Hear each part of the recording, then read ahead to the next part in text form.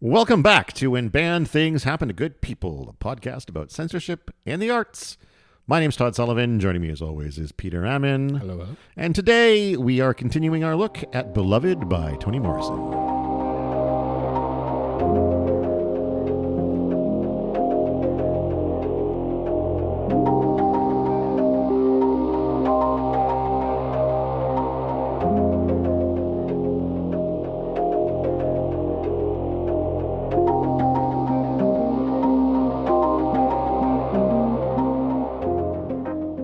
The Pulitzer Prize winning Beloved, in fact.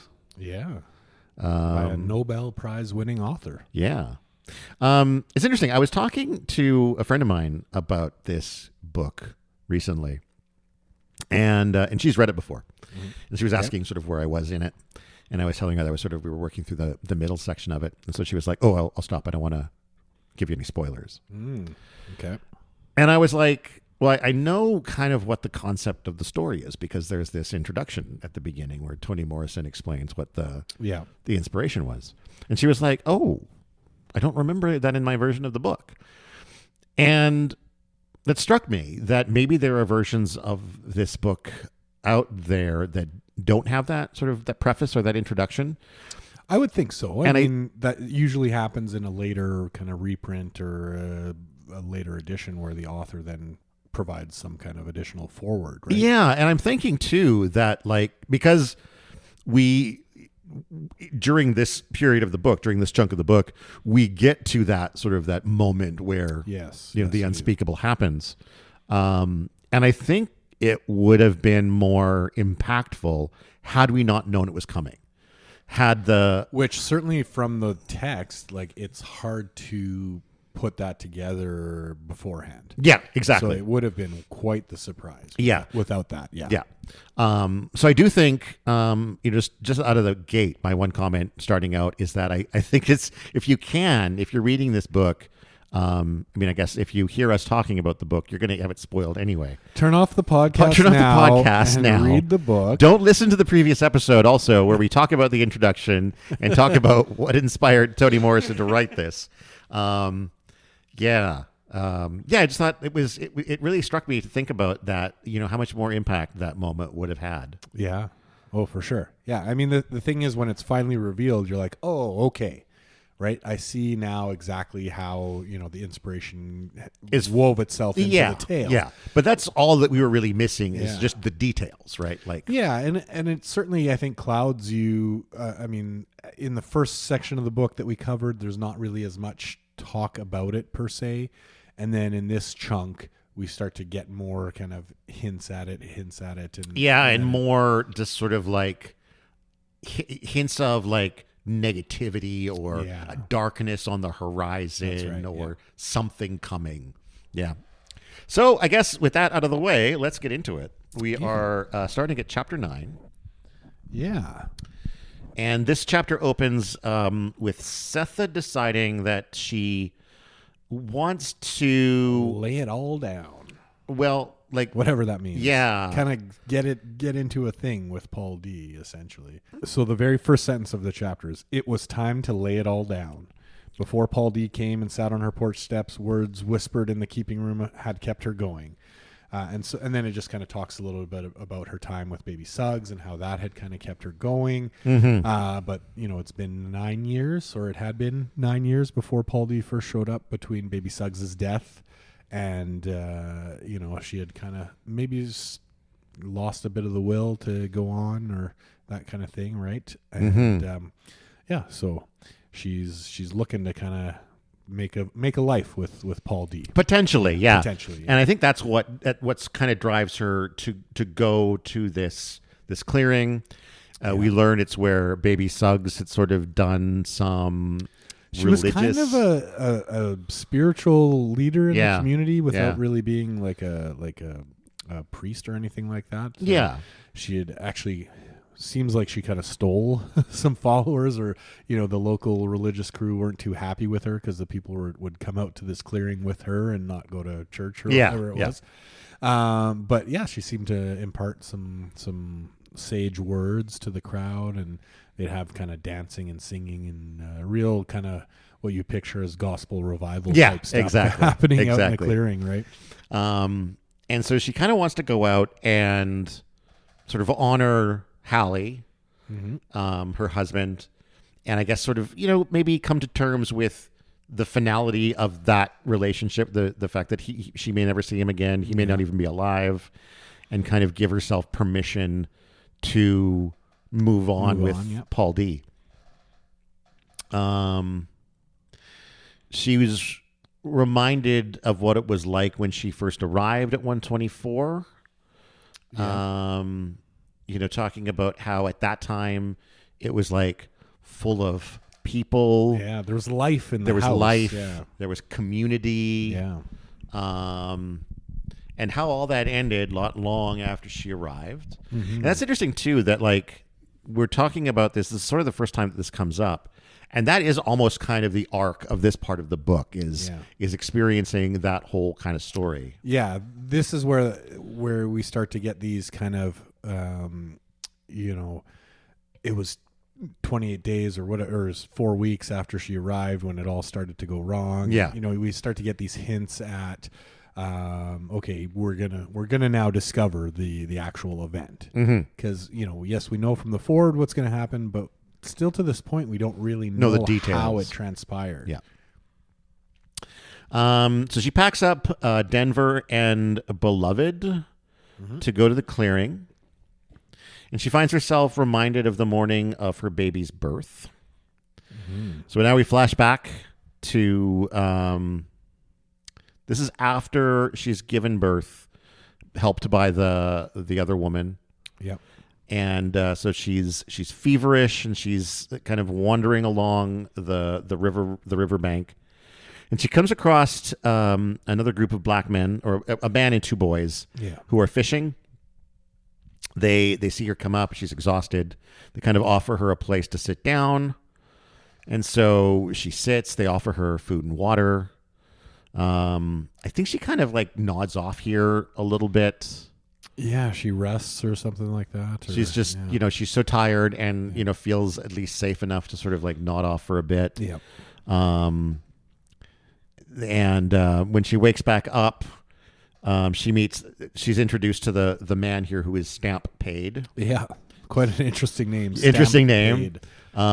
He steals like a coat from one of his kids to like make a little bindle or whatever for the baby. And then he helps her get across the river, and so he was part of the kind of underground railroad type network that was working out of the house that was so lively at the time. So he kind of knew the system, and he was part of that group. Yeah. So he brings her across and brings her to like a little, I think it was called a hutch. Yeah. And left her there where someone else later comes.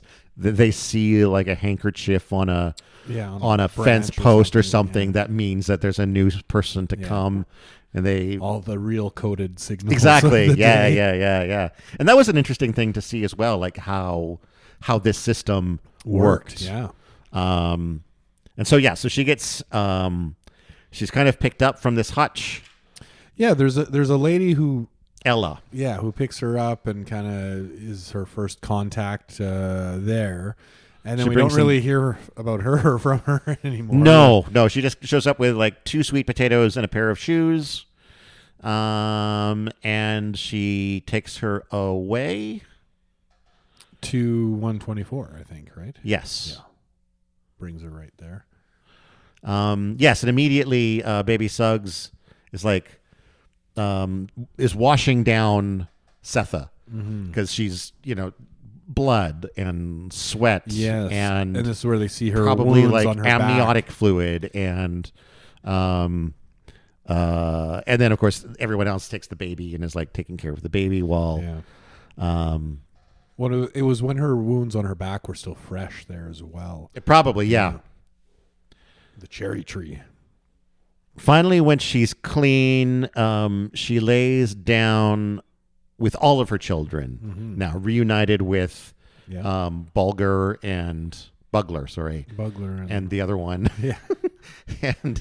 and and Denver. You think you wouldn't forget those names? But well, Bugler, I don't forget. Bugler is burned in my brain. Howard forever. and Bugler. Howard is gonna leave me from time to time, but Bugler I will remember. And they were kind of a happy family there for a little while. Yeah, although one of the kids does ask if Pappy come. Yeah. And unfortunately, no. But Setha says... Well, at the time, they still expected him to arrive at some point. Because that's what Setha says, is she says soon. Yeah, exactly. And she still, I think, at that time, maybe has some hope, right? But as the days go by... That's where it starts. And days turn into months, and months turn into years. Yeah. Well, and for baby Suggs, right, her last son, she's also hoping that he shows up, and she's holding out hope as well during this time. But yeah, as he doesn't show up, then it hope starts to fade there as well. Yeah. And so she talks a little bit about her first experiences with freedom. Mm-hmm. And even sort of learning about the concept of freedom. And she talks too about like how she had to learn to kind of like take ownership of just her own body. Mm-hmm. Realizing like feeling her heart beating and thinking that's my heart. It belongs to me, no one else. My eyes seeing all these things, they belong to me. Some self-realization there in a free world. Yeah. And I think this is a quote here. Freeing yourself was one thing. Claiming ownership of that free self was another. Mm-hmm. And I think that's really profound, this notion that, how surprising that this Pulitzer Prize winning author said something profound. But like, it is one thing to sort of just escape. Yeah. Completely different to then take ownership of yourself and your life. Yeah. Yeah.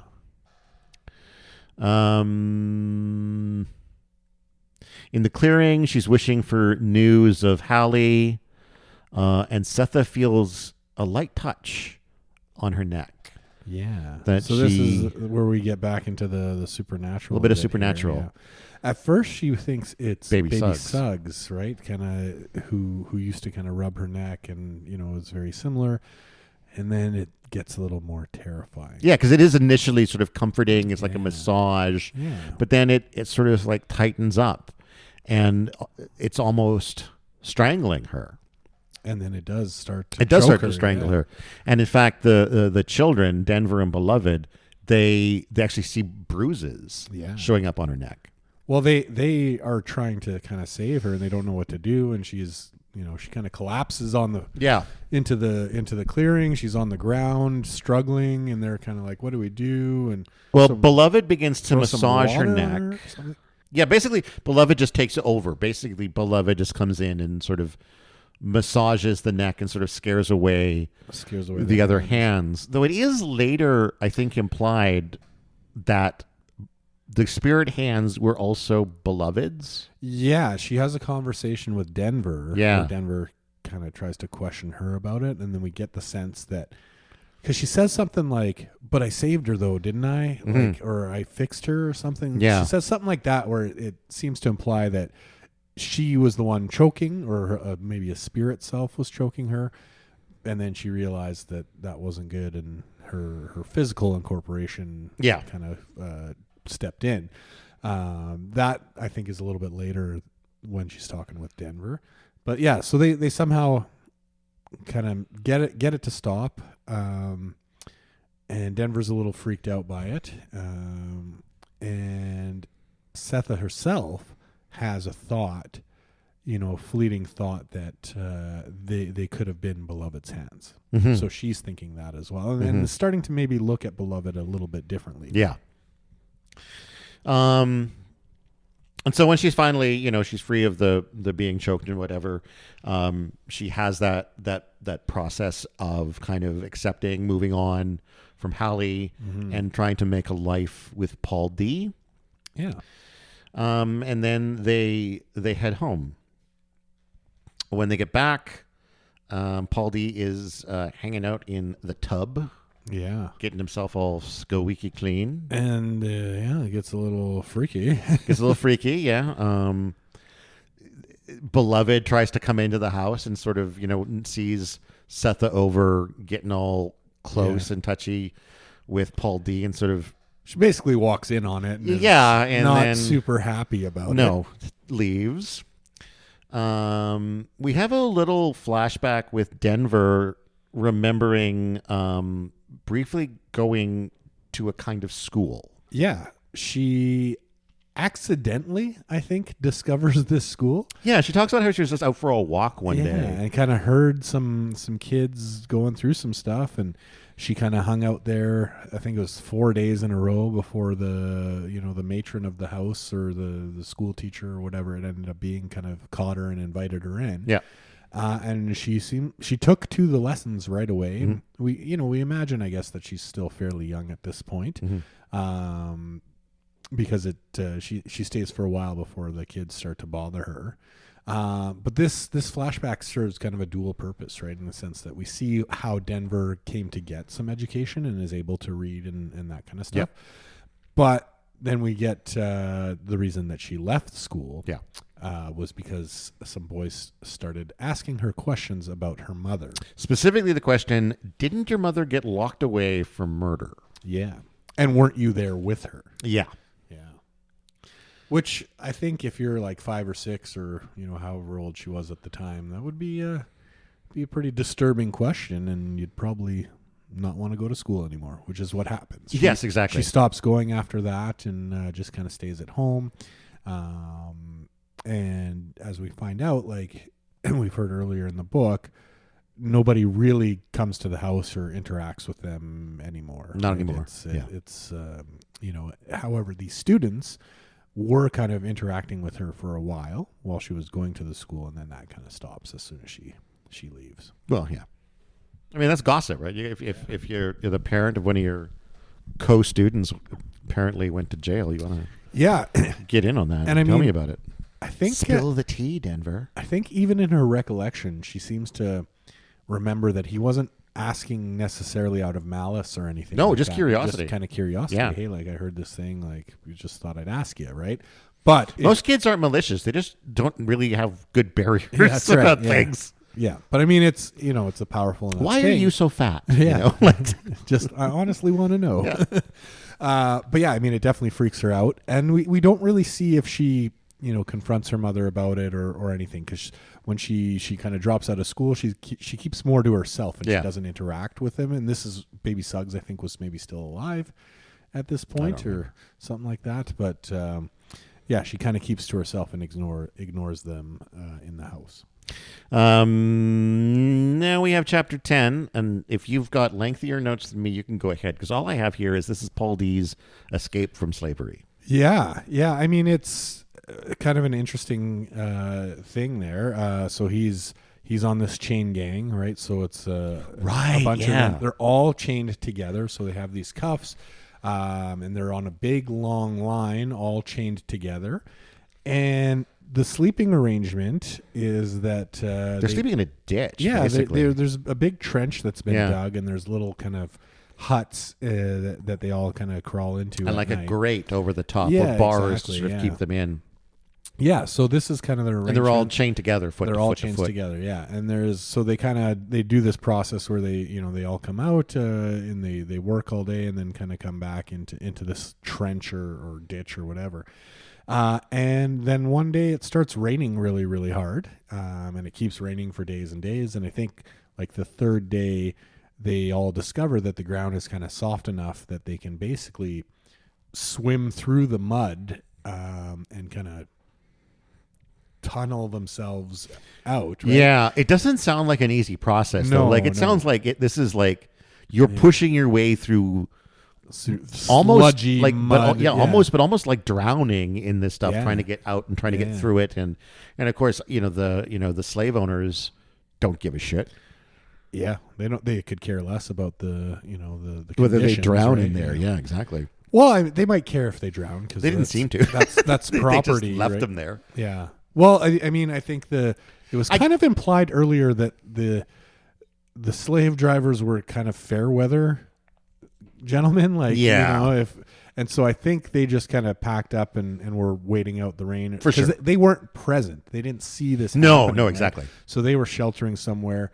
And yeah, they probably wouldn't want their, property to be damaged, Fair, I guess. At the time they would have spent money and all that kind of thing, right? But they certainly weren't around. They certainly, would have thought more like property or something like that rather than human life. But the concern then for the group of slaves trying to escape was that if one of them doesn't make it, because they're all chained together, it's going to hold the rest of them. Make it, right? So it was a real kind of coming together, this group coming together to make sure that all were able to get out, right? And there's a few references to someone felt a pull on a chain and knew that they had to go with, otherwise it would stop the whole thing. And so they communicated with each other and came up with this plan to break out during the rainstorm, which then they did. They successfully got out, and they made their way over to a group of Cherokee who were sick. It was like a quarantine type camp. Mm-hmm. So members of the Cherokee band that were dealing with some kind of illness, and were separated from the main group, and they took them in and they helped them free them from their manacles and kind of get better, shared food with them, all that kind of stuff. They didn't care about the sickness because they were like, well, whatever. It's better than what we had. Yeah, exactly. But I mean, I believe some did get ill in the group. Like not everyone, I think, makes it. But Paul D makes it. He recovers, gets a little stronger, gets some food and that kind of stuff, and then he just heads north. He starts kind of walking as a free man and heads up. And I guess he's at that time was looking for 124. He was trying to make his way to Cleveland. Is what he was shooting for even then. So this is some time ago, and he gets waylaid a little bit along the way, right?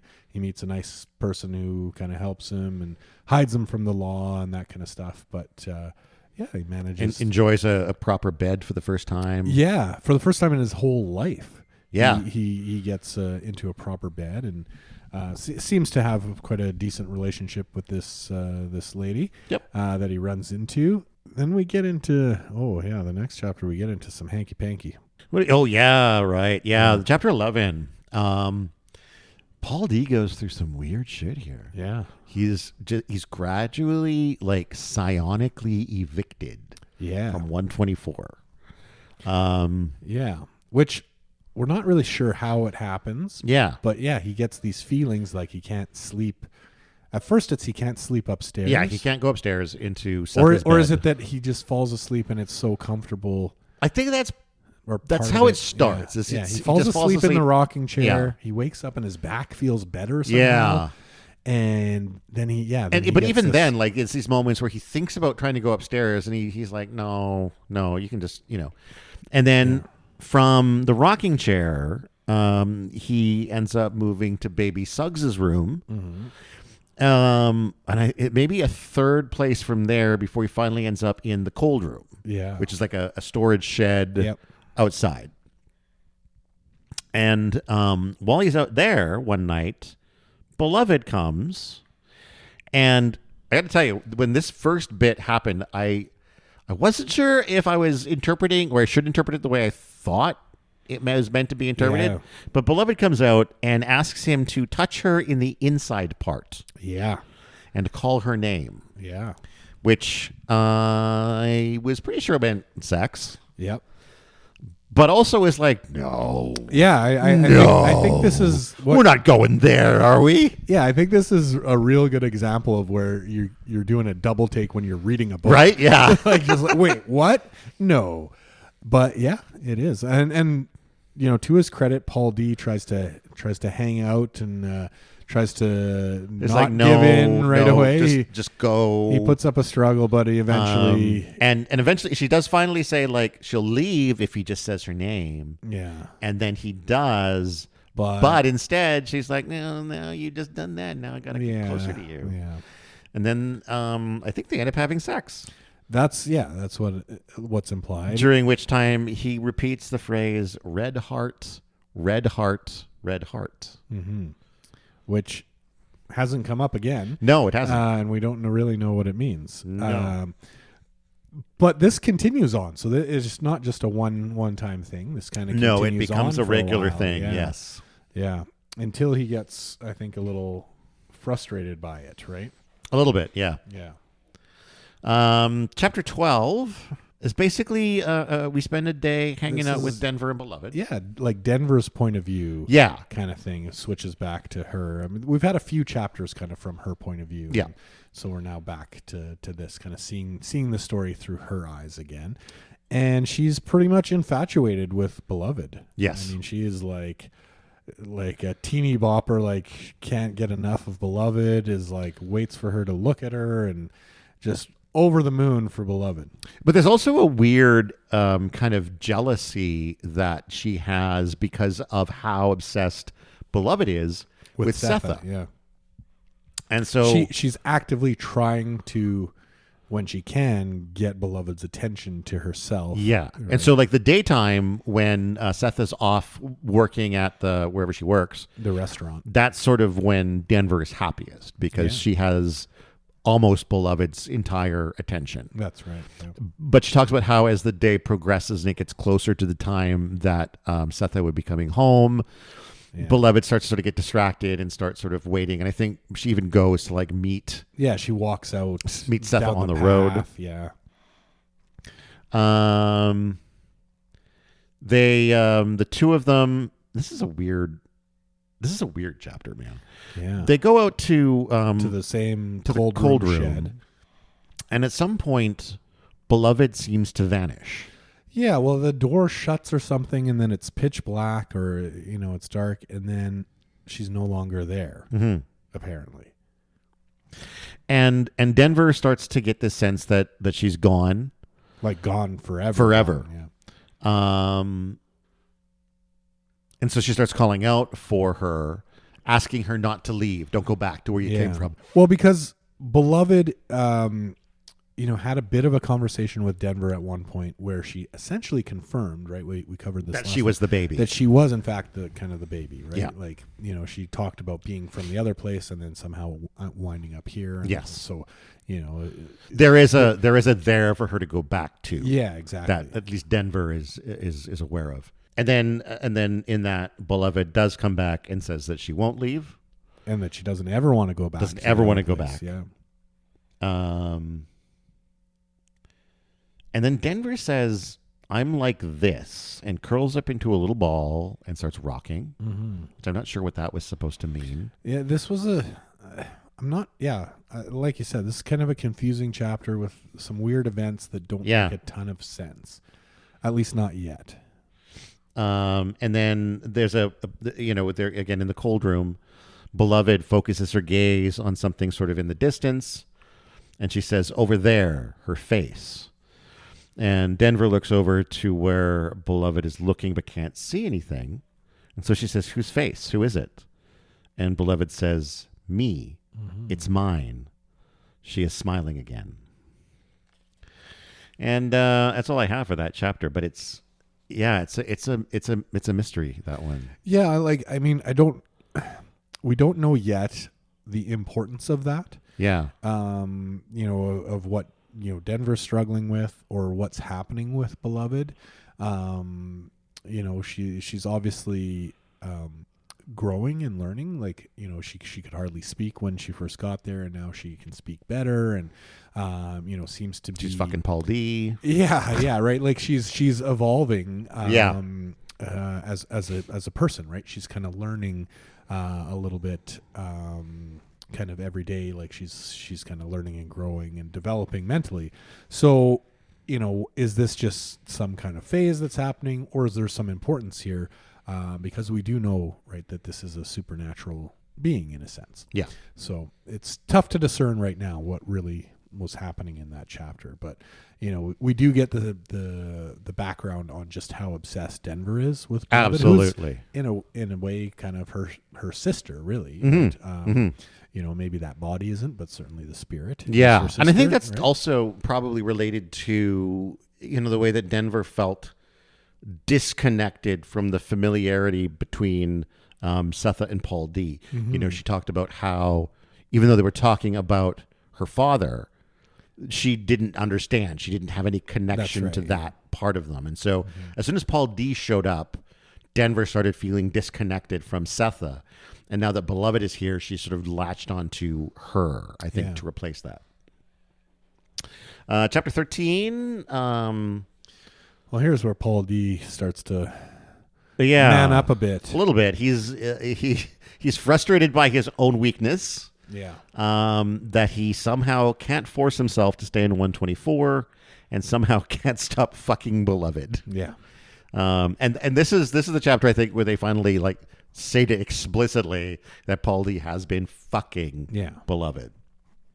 Which I don't know how I feel about. I feel like that's not It's weird. It's weird. I mean, there's already a whole bunch of weird dynamics in this family. A lot of, past trauma. And now all of a sudden we've got this because, she's, what age do they peg her at? 15, 16, something like that? I don't know. I mean, mentally we know she's basically a baby plus 6 months to a year, I think or something like that. Time is really fluid in this book. I have a really hard time locking down how much time has happened since things. You're right. You know what I mean? Yeah. I mean, we know realistically, she would have been she was crawling when Denver was born, right? So she's not really much more than a year older than Denver. So whatever kind of age Denver is. Oh, wait, is Denver younger? Denver's younger, yeah.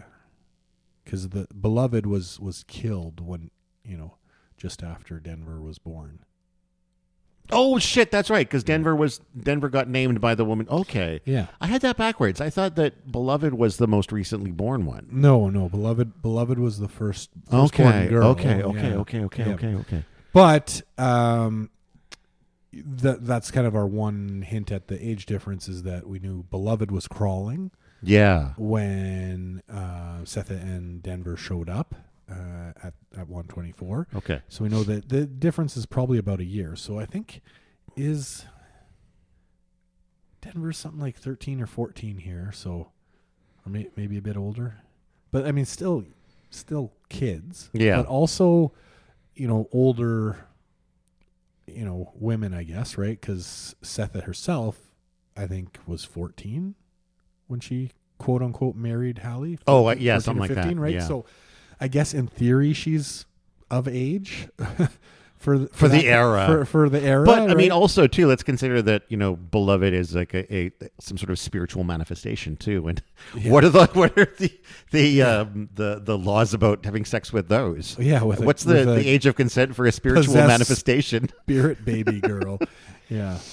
But so Paul D feels like less of a man because he can't control himself. Yeah.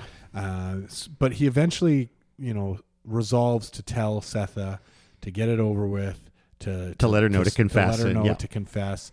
And so he's kind of heading. I think he's heading to the restaurant, or he takes the day off. Because he's also afraid too that because he's been pushed out of the house and he's now in the cold room, and who knows where he's going to get pushed to next. That's right. Like there's this distance that's growing between him and Setha, and they're trying to start a life, and he wants that too, right? Yeah. So he goes to meet her at work, and when he tries to confess, he can't. Yeah. He pulls a this was like a sitcom moment almost, right? Like it was like he's going to tell her and then he just kind of drops some other bomb. Yeah, he's like, oh, "I want you to have my baby." Yeah. What? Yeah. And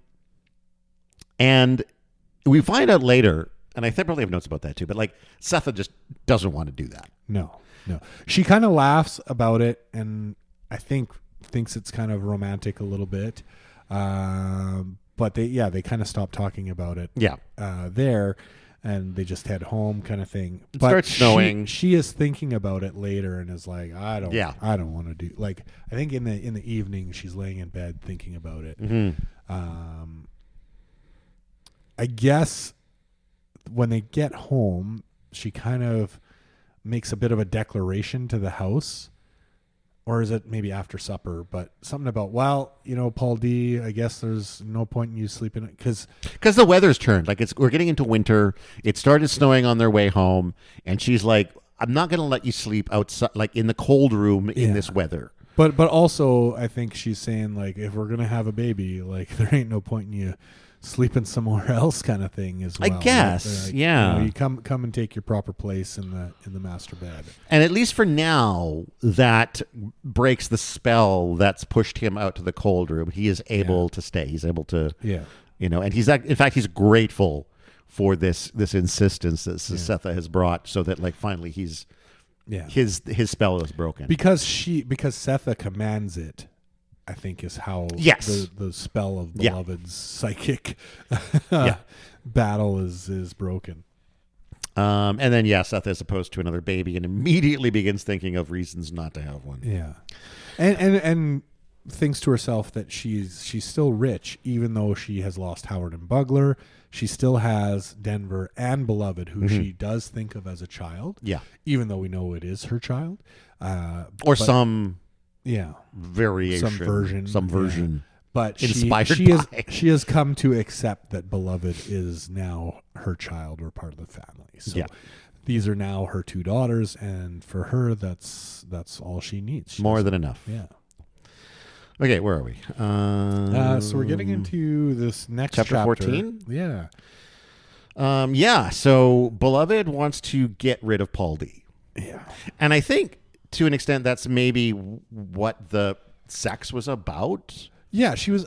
Well, so it started with the kind of psychic campaign of he couldn't pushing get him out of the house, pushing him out of the house, but he's still sticking around. And I think maybe the extent was that she could only really push him out of the house, and that was about it.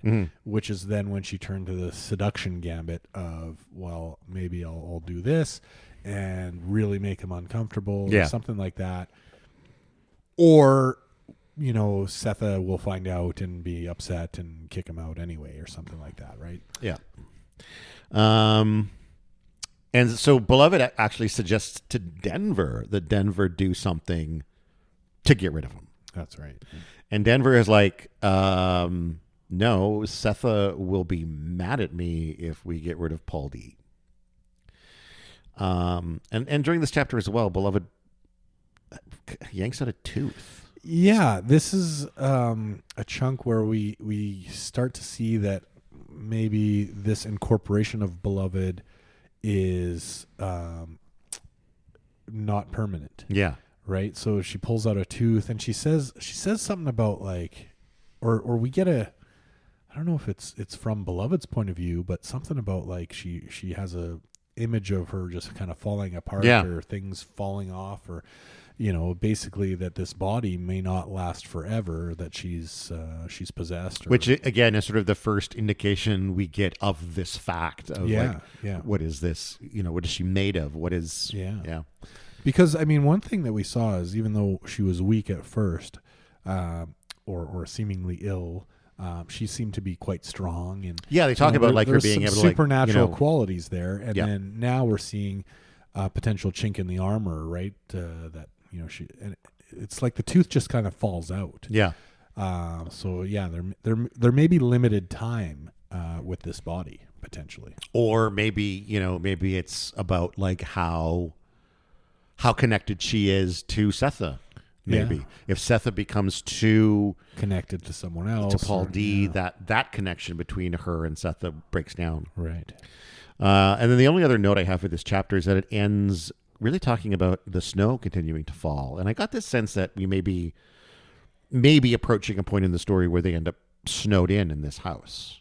Potentially, yeah. I have no idea, but that's sort of what it felt like in the close of this chapter. Well, I think certainly it foreshadows that this is kind of the winter of this relationship, right? Yeah. We're coming to that as well, end, or that kind of thing. There's something, some event is going to happen, and this is kind of where my notes run out. But I know there's some stuff about, like, we learn more about baby Suggs, and then we get into the newspaper article.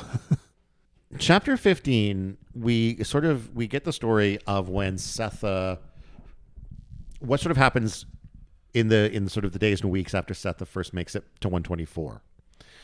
And there's this day when Stamp sort of shows up to check in on how things are going. Mm-hmm. He decides to go get blackberries. Sorry. Yeah. He knows this spot where the blackberries are like so good, it's like being in church. Well, because there's snakes in there, so the birds won't go. Yeah, that's exactly it. Like the the snakes won't. The snakes are there. The birds won't pluck them. They're in just one spot where the sun hits it just right. And so he goes. He gets his like arms and legs all chopped up by the thorns.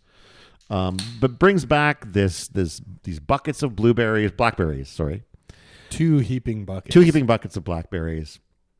And Suggs is like, I need to do something substantial, worthy of these blackberries. Yeah, they kind of gorge on a few, and then there's still so much left that she's like, we gotta do something here. So she makes a bunch of pies. Yeah. And then from there, it kind of just spirals into kind of a big party. Yeah, I mean, they kind of put the call out a little bit, like, hey, I got these pies, and people start showing up. It turns into a big neighborhood kind of block party. Seth is like, let's fucking slaughter some chickens and get that going on. And Stamp goes and catches a bunch of fish. Yeah. And it's like a big fucking, and this is still at the time when there was life and warmth and like people just coming through 124 constantly. And this is sort of where that stops. Yeah. Well, we get a bit of a turn in the crowd here because of the abundance. So the house that was so lively and kind of, the central point for kind of the Underground Railroad in that spot in Cleveland, people were kind of maybe a bit jealous, I guess, that so Baby Suggs was kind of like this spiritual figurehead in the community, was running this outpost, seemed to be doing rather well, had some connections, all this kind of stuff.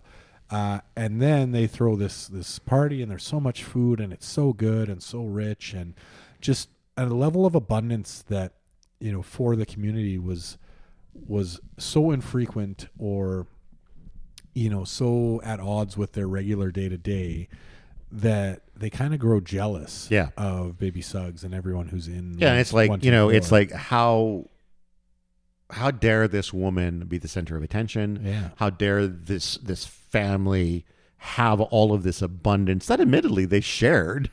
Yeah. But still, like, it's anger.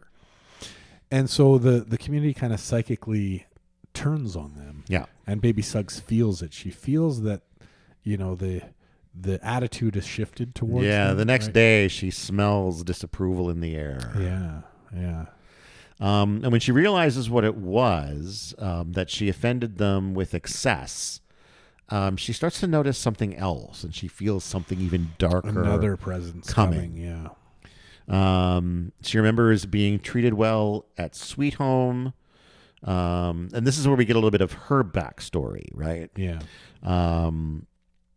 We learn about where she came from and how, there was a difference between that and Sweet Home. How at Sweet Home, even though she had like a bad hip or whatever that like led her to limp, they sort of took that into account. They never made her do really hard like farming labor. She wasn't working out in the fields. Yeah. Yeah. And I think it's really interesting every time they talk about Sweet Home and how it's this kind of like it's slavery, but it's like slavery light. But it's a living, like it's they seem to understand that even though it was slavery, there was a different treatment by the owners of Sweet Home. Yeah. So, obviously they're still keeping slaves and all that kind of stuff, but they seem to treat them with some level of respect. Yeah. They seem to... Which again, I think goes back to, the slave owner too, talking about like how he was happy to have black men rather than, boys. That's right. Yeah. Yeah. So there's some kind of level of respect or maybe appreciation that it could have been a lot worse. right? So yeah, baby Suggs had a a much easier time of it than she would have been perhaps anywhere else. She was allowed to keep her last son, Hallie, which she wasn't at any of the other places she was at before. Her babies were always taken away. And then Holly was eventually able to, buy her freedom. Yeah, and part of that was that they allowed him to perform extra work on the weekends. Yeah. In order to get that money to save up and buy her freedom, which I think would probably be extremely rare. That's the other thing I was going to say is I doubt that any of the other sort of plantations or whatever would have allowed something like that. So again, that's another indicator that Sweet Home was a better place to be. Yeah, until Mr. Garner died. Yeah, and the school teacher took over. Yeah. Although at this point, Mr. Garner is still alive. Mr. Garner is bringing baby Suggs to where she's going to stay now that she's free. Yeah. That's the other thing is they set her up with the owners of 124. So it is a rental. I can't remember. They're a foreign couple. They're doctors from, I can't remember. Yeah, they're the Bodwins. That's all I have here. They're either Swiss or German or something like that. So they're kind of foreign doctors who work and live in Cleveland, but they own this boarding house. And it's just recently emptied. There were a bunch of black people staying there. Yeah. They've now cleared out. I think they made a mess of the place. So that was one of the rules is like you can stay there, but you got to keep it clean. Yeah. But they are anti-slavery. Yes. Even though they're friends with the Garners. But so the Garners introduced them to these people who set them up in 124 and are, either directly or indirectly involved with the Underground Railroad. Really, by getting that set up there. And at first, she's being told that she might be able to work at the slaughterhouse, and how she'd make so many cents per day or whatever, and she's like aghast at the thought of like being paid money. Like, holy shit! Yeah, she's just like, whoa, money for I get paid to work, like. Unbelievable. Then they go a different route. They hook her up with like doing a few chores and cobbling and which she turns out to be a really good cobbler. Really good cobbler. Yeah. In exchange for staying at 124. Yeah. And after she gets there, she seeks out the local Reverend Pike. In order to try to track down the rest of her family. She wants to find somebody who's, can write. Yeah, because she can't read or write. Yeah. And so, typically the pastor can read and write. And so she gets him to write a bunch of letters. Yeah, because she's got some notion of where, like, her husband and some of her kids might be. She's aware that, like, 2 of them drowned on a boat at one point. But she has some names of different plantations as where they've been off to and things like that. I think some names from some sales slips or things like that. Like she knows kind of the names that would have been used in official paperwork. And that's even why when she's brought out there by Garner or whatever, he's like, asks her about like what her name is and what, consider changing it or whatever. And she's like, well, why would I do that? Because like these family members of mine wouldn't know that name.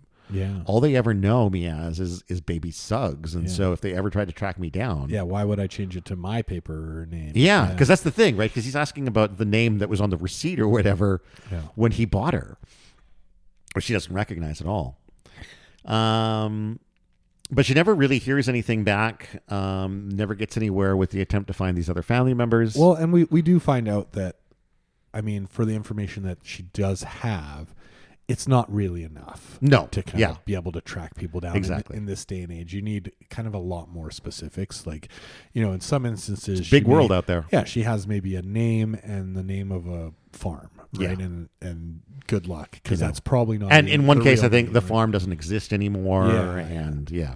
So they didn't leave a forwarding address. She ends up getting, I think, no results. Right after trying for quite some time, writing a bunch of letters. And then this chapter ends again with her sort of back out in the fields where she's sensing that dark thing coming. Yeah, so it's it flashes back. This is the day after, or maybe 1 week after the big feast. It's pretty quick after the big feast. Yeah. Yeah. So, no, it is the day after because Paul Stampede had promised during the feast to chop the wood because they used all the firewood. Yes, right, exactly. So he promised, like, let's do this party, and I promise I'll chop the firewood tomorrow to kind of refill the shed. And so he's out chopping firewood at the time, and Baby Suggs is out in the field, kind of, attending to the whatever they have planted or something like that. And it's the day after the feast, so the townspeople are, maybe a little food coma-ish or something like that. Yeah. Right? Like the town is low energy, right? It's kind of, people are probably quite hungover after this big party, like lethargic. There's not too many people out and about. And yes, Baby Suggs is out in the yard. Stampede is chopping wood, and we get this ominous, dark feeling kind of coming to Baby Suggs. Yeah. And Stampede kind of notices it as well, I believe. He kind of looks at her and is like, yeah.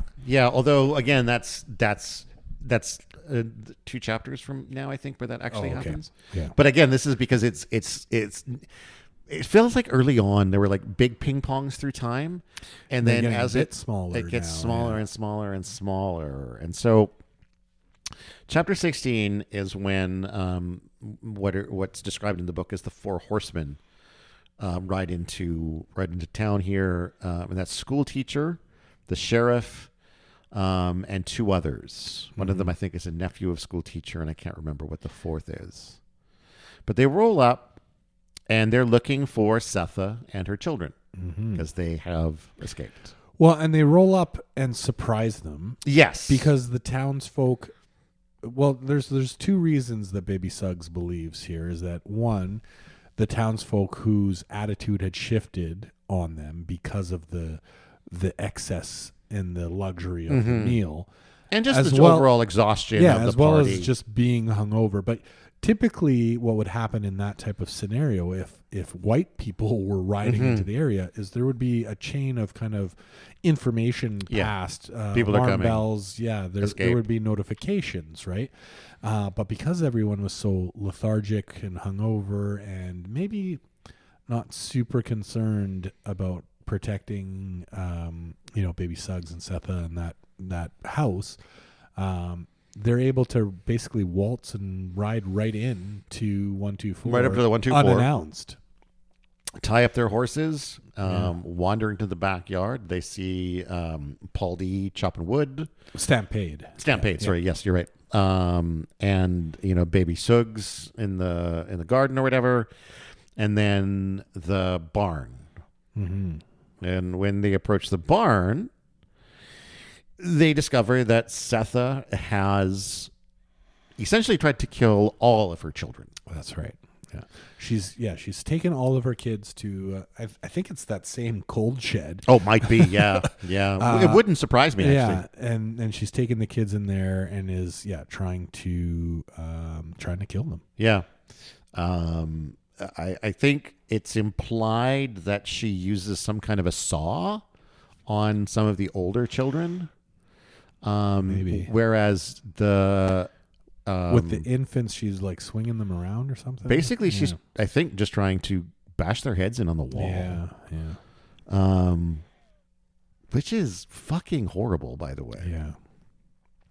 And they look in on this and they're just like, well, fuck, I guess there's not much we can do here.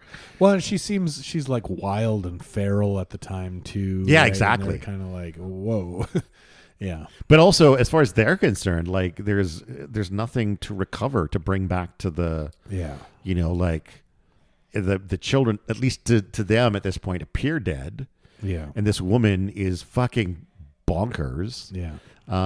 So they kind of, cut their losses and leave. The sheriff is like, the sheriff has to stay and kind of deal with it. Yeah. So I think the sheriff temporarily leaves to like go and get whatever the police wagon is to, bring her in. At which point Baby Suggs, like one of the kids like coughs or gasps or groans, and she realizes that there's still some life in them. Yeah. So she runs in, she gets She gets the kids out. She cleans them up. She tends to their wounds. And then she goes back out to deal with Setha, who is holding on to, I guess, Denver. Yeah. And then in the other hand, she has the dead baby. Beloved, yeah. And so Suggs first gets Denver out of her arms, and then kind of does an exchange to get the dead baby out, and tries to sort of get Denver to nurse, and sort of hopefully that will snap her back out of it. Yeah. And then the sheriff comes back with his. He's got a little posse with him, I think, right? Yeah, I think. Well, I mean, he's got his the cart, the police cart, or to bring her into jail or whatever. And this is. I wanted to read this part here when he comes back. Outside, a throng now of black faces stopped, murmuring, holding the living child. Setha walked past them in their silence and hers. She climbed into the cart, her profile knife clean against a cheery blue sky, a profile that shocked them with its clarity. Was her head a bit too high, her back a little too straight? Probably. Otherwise, the singing would have begun at once the moment she appeared in the doorway of the house on Bluestone Road. Some cape of sound would have quickly been wrapped around her like arms to hold and steady her on the way. As it was, they waited till the cart turned about, headed west to town, and then no words. Humming. No words at all. And it was this idea of her almost being proud.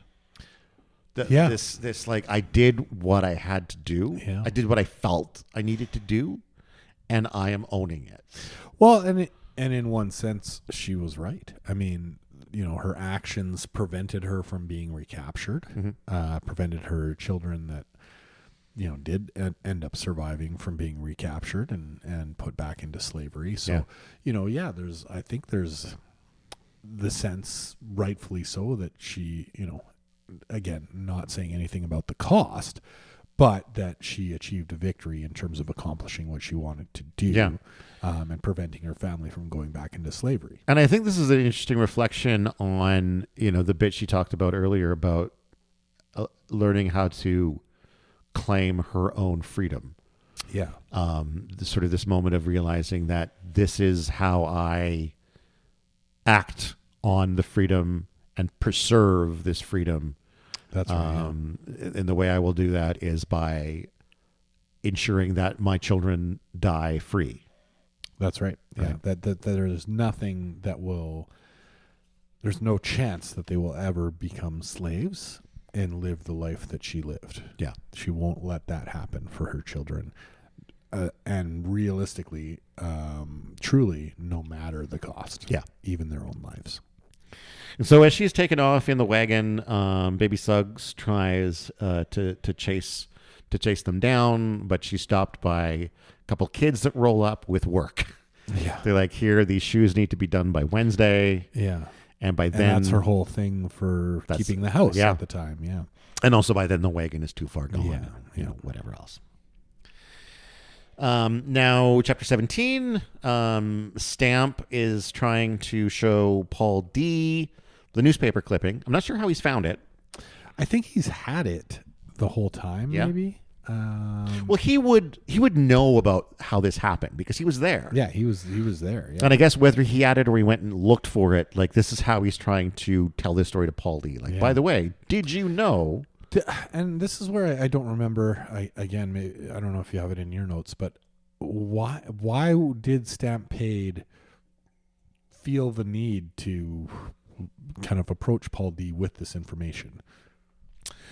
Is that explained, or is it just things were looking serious and Stampede was like, well, I better let him know what he's getting into? Or? I don't know. I almost feel like this might almost be one of the first times that Stampede and Paul D have interacted. And it could just be a matter of, oh, by the way, did you know? Yeah. Because I think this chapter pretty much starts midway. Like the first line is something like, "That's not her mouth." Yeah, which is Paul D's reaction to the picture in the paper. Which, to be fair, is not a photograph. It's a drawing. It's a sketch. Rendering, yeah. But yeah, so I guess it's from either the arrest or the trial or whatever. And it's supposed to be of Setha after she's killed the baby. But he's like, no, that's not her mouth. It might look a little bit like her, but I know her mouth. Yeah, that's not her. That's not her. And whether or not it's a matter of him not wanting to accept this happening or what, he doesn't see it. He won't let himself see it. Yeah. And then we have basically Stamp retelling the story of what happened to Paul D about the feast and about how it changed everybody. And, the mood shifts.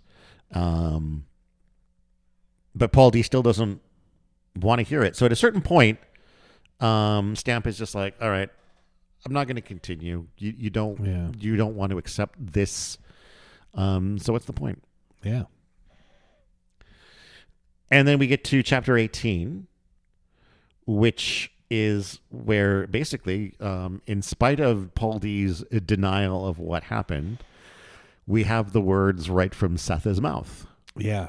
Does he ask her about it, or how does it come up? Again, I don't think it says. I think, once again, the chapter starts with her circling him.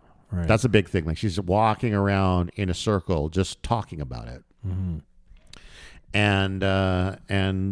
And just confessing, just saying, what happened and why she did what she did. And from her angle, she's still, whether she's too proud or whatever it is, but she still considers it, a victory or a success, right? Yeah. That she was able to keep her family out of slavery.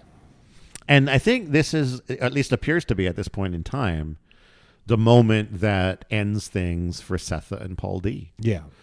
Because, when it gets to the end of the confession, he's like, well, he's like, I can't deal here with this. Yeah. I don't, I think and again, this is where my memory is failing me a little bit, but does he have an inkling that Beloved maybe? I don't remember that. No? Okay. I don't recall that. I mean, it could be there, but yeah, he's kind of ready to peace out now. Yeah, he kind of does the I'm going for a pack of cigarettes kind of thing. Yeah. It's like he's going out, but like, keep dinner for me because I might be back late. That's right. Yeah. But this whole time, and she's like, "Where are you going?" "Oh, just going out." But like, he knows he's not coming back, and Setha, at least the way it's written, seems to know that this is the end as well. Yeah, and they both, I think, kind of appreciate that. They're not saying a goodbye in a sad way, right? That they both kind of prefer this kind of exit where he just it's not acknowledged. Yeah, he doesn't. They don't say anything. He just kind of puts on his cap and strolls away. And, they know it's over, but they're not going to say it. And that's the end of what we're covering, and it's also the end of part 1. That's right. Yeah. So the 200 pages in, that's part 1, and part 2 and 3 are both covered in the next 120 pages. Yeah. So, but I really, knowing that Paul D's presence was sort of the only thing that was getting in the way of whatever Beloved's grand plan is. Yeah. It's going to be interesting to see how things shift now. Yeah, I mean, I think we can imagine there's going to be a de-evolution or kind of a things are going to spiral a little bit, right? Beloved seems to be falling apart a little bit. Or her time is maybe running out, so things are going to pick up the pace there in terms of how she's trying to get her hooks into Setha. But we know there's an evil aspect to it, right? In the sense like the whole choking incident. Yeah. So what is going to happen there? And we know there's the jealousy from Denver as well. Like, how is Denver going to take it when? Because we're not really seeing. There's not been an opportunity for Beloved to have an interaction with Setha without any Paul D at all. Yeah. This is the first time that, and so, what's going to happen is we're going to see Beloved working her way into Setha's bedroom. How pushed out of the relationship is Denver going to be? How's Denver going to respond to that? Yeah. So there's a lot. And like, what exactly is the purpose of Beloved being, reincarnated or reincorporated or however you want to term it? What brought her back? What is her goal? Is she looking for revenge? Is she looking for love? We seem to be back and forth a little bit on that already. So yeah, very, very curious to see what's going to happen. But yeah, Paul D essentially is the reason that we have Beloved physically incorporated to begin with. Oh, because he basically, he exorcised the house more or less. Out of the house. He punched the house until she left. That's right. Right. And then that turned into like a physical manifestation. Yeah. So now that he's not there. Literally out of the mud of the riverbank almost. Yeah. Right. So now that he's not there, what's going to happen? Is she going to have less connection to this world? Is she going to Or is that maybe the end goal is to get rid of Paul D so she can just go back and manifest the house again? Yeah, right. Like, who knows? So yeah, it'd be interesting to see kind of where we're going. We've already now gotten to the major news, as we said, or the big turning point of the book. So yeah, I'm curious to see what's going to happen. We watched the trailer for the movie version from 1998, and not really many spoilers in there as to kind of the back half of the book or the final chunk of the book. So yeah, really. I'm curious to see what happens here. Yeah. And speaking of that, we have briefly discussed the possibility of maybe watching the movie and doing maybe a Patreon exclusive episode, either like, podcasting our thoughts on the movie afterwards, or maybe doing a commentary track, or that's right, something. Because you know what, guys, we have a Patreon. Yeah, and we want to get some stuff on there. We'd love to get some stuff on there, because once there's stuff on there, maybe people will want to like spend the $2 a month that it takes come and drop by and see those things and support all of the fine work that we're doing over here. That's right. And you can buy us a coffee and do all that stuff. But the Patreon, neat idea in the sense that you kind of get some of that extra stuff. So just got to put the extra stuff we just gotta we gotta watch it. Yep. Which I think it'll be interesting to see, especially with not having seen it and reading the book and formulating these ideas of the relationships between the characters and that kind of thing, and then seeing how Hollywood takes and changes that to present to the masses. Jonathan Demme, the award-winning director of Silence of the Lambs, I have heard that it's not a great adaptation. Yeah. Okay. But I didn't even know that it existed probably more than a week or two ago. Yeah, there you go. So, and it stars Oprah Winfrey. Danny Glover, Thandi Newton. Like there's it's got a pretty cast. It's a pretty good cast. Yeah. So yeah, we'll see how that goes. It's listed as a horror / drama. So. But I think Beloved is frequently listed as a horror film or horror novel as well. I mean, it definitely has a supernatural aspect. Certainly not horrific though, or gory. Well, my dude, at least not yet. Bashing a baby's head against a wall until it's dead is among the more horrific things I can imagine. Yeah, I mean, if they're going to show that happening, right? I mean, even in the book, it's graphic enough in the novel, because they open the door and they see it happen. And they talk about like how she's still swinging this lifeless body. She misses once and then goes to do it again, and I guess it's a little fucked up, my dude. Yeah. But that's what we have for you this time. Thanks for listening. I don't know. We got any more thoughts about the book to share at this point? I mean, we still have 100 pages to go. We still have, a little more than 100 pages, and it's 2 parts. So there's 3 parts in the book. We've just covered part 1, which was a couple hundred pages, and then both parts 2 and 3 are the last third of the book. So, essentially we're looking at a second act here where we're going to see some kind of something twist, else, and then a third act from there, and acknowledging that the end of the second act is usually like the darkest part of the story. Typically, right? What's coming for us? Yeah, how much worse can things get here?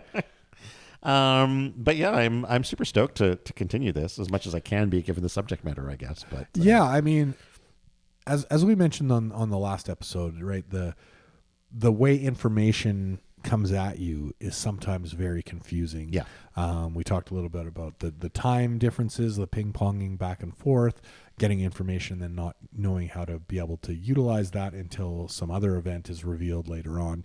And that seems to be improving, as we go. Well, the more we read, the more context we have for everything. Right? So that seems to be less of an issue. And then you get to focus a little bit on the writing. I mean, the style is, there's intense things that are happening. There's a lot of kind of metaphor and allegory involved, as well as really nice descriptive things that can help put you right in, like you're right in that in the clearing, seeing kind of the reaction of Setha to the hands on her neck, and you get to, I think, enjoy that a little bit more now that we have a bit easier context as far as how the information's coming at us. Totally. But yeah, it's an excellent book. Glad I haven't read it or really know too much about how it ends. Yeah. Because this, I think, is going to be a bit of a surprise. I don't have too many guesses as to what's happening. I mean, Paul D's gone. That's kind of been the focus of the book for the last, bearing in mind that he could come back. It seemed very final. It did, though, the way it was described. So yeah, I guess we could, that could be a possibility. But yeah, I definitely worried about something dark is going to happen with just Beloved and Denver in the house. Paul D and Hallie are going to show up with shotguns and kill Beloved, and everyone lives happily ever after. That's my prediction. All right. Well, I don't think that's going to happen, but I don't have a real good guess. Yeah. Something dark. Beloved's going to do something that is wonky. Yeah, I'm not confident that this is a book that's going to have a happy ending. It's not really that kind of story, I don't think. I'd love to be proven wrong. Well, and some of the chapters where strange things happen, whether it's Denver or Beloved or, there's definitely things that could happen out of the blue that we're just not expecting. That's true too, right? Yeah. Where things could change or characters just take on a whole new aspect that, like, why did she see her own face in the darkness? And what does it mean? Shed? What does that mean, right? Like, what is happening? What is that Beloved? Face? Yeah, exactly. Like, is she really Beloved, or is she a twisted version? Like, we don't really know, right? Yeah. Is the motive vengeance? Is it peace? Is it, what is it? It seems like punishment and vengeance are probably more likely to happen. But yeah, we'll see. Yeah. All right. Well, as always, thanks for listening. You can find our links at a couple of places. The easiest is probably blahblahblahmedia.com, the website. Go to the Linktree. Linktree, also under blahblahblahmedia. Email us at bandthingshappen@gmail.com. Yeah.